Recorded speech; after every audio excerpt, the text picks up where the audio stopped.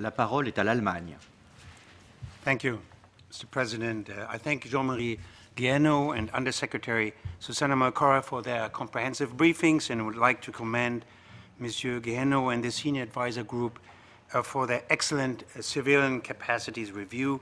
I'm also happy to see the Chair of the Peacebuilding Commission here amongst us, Ambassador Asana, and thank him for his contribution. This is a welcome opportunity to start a collective effort. The key challenge, particularly in the period immediately following a ceasefire or peace agreement, is this: how to secure best civilian capacities needed to build sustainable peace. This includes the re-establishment of institutions of government, rule of law, respect for human rights, and economic revitalization. The response of the international community and the UN in this field is still too fragmented and often too late. We need to do better to enable national ownership, to work in partnership, and to improve the effectiveness, appropriateness, and timeliness of the UN support to conflict-affected countries. We therefore welcome the findings of the independent report, including the recognition of the critical role of women in peacebuilding. We also welcome and support the leadership of Undersecretary General Malcorra to take forward the implementation process with the steering committee. Mr. President, when considering the next steps in the follow-up to the report, I would like to highlight 3 priorities.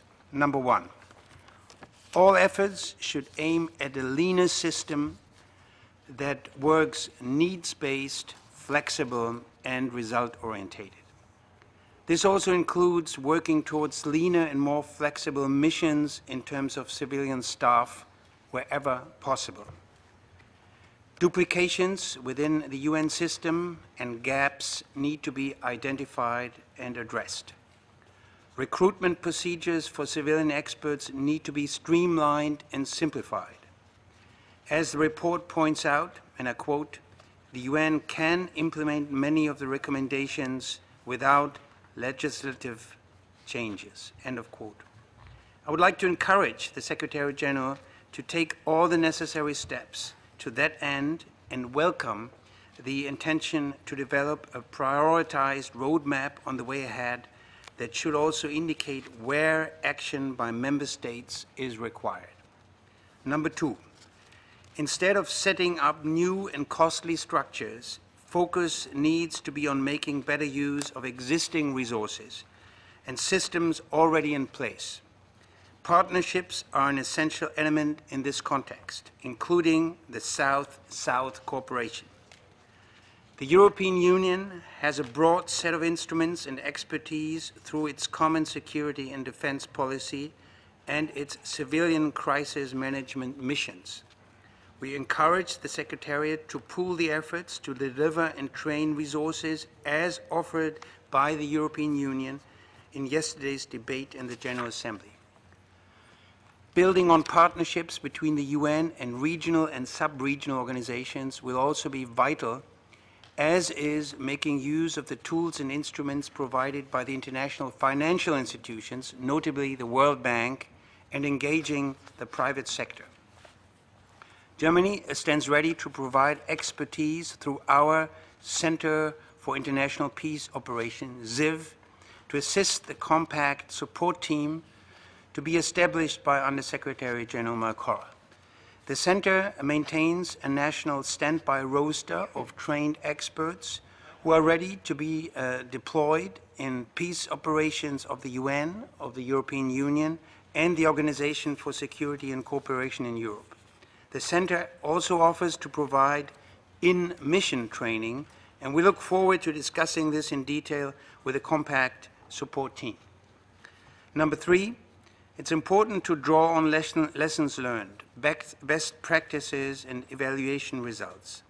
The cluster approach of the humanitarian system was recently evaluated in 2010, and the Interagency Standing Committee currently works on implementing the recommendations. Existing reform processes, such as the implementation of the Global Field Support Strategy, need to be taken into account. Mr. President, We should start to take concrete steps without delay. South Sudan could be, as was pointed out, the first test case and starting point. Critical needs, notably the establishment of government institutions and justice, will have to be addressed swiftly. Attention should therefore be paid to identifying and supporting effectively national capacities, including the capacities of the diasporas. Furthermore, the Security Council will have to consider from the outset of the mandate how to best integrate the building of partnerships and the initiation of peace building into the mandate. Mr. President, it is not for the Security Council alone to follow up the process. Joint action is required by the Secretary General, the Secretariat, United Nations bodies, including the Peacebuilding Commission, as well as the General Assembly. Creating effective ways to making a civilian capacity available to support peace building in conflict-affected countries is the best way to secure national ownership and render peace and reconstruction sustainable. My country is willing to work with the UN and all partners to that end, and I thank you, Mr. President. Merci.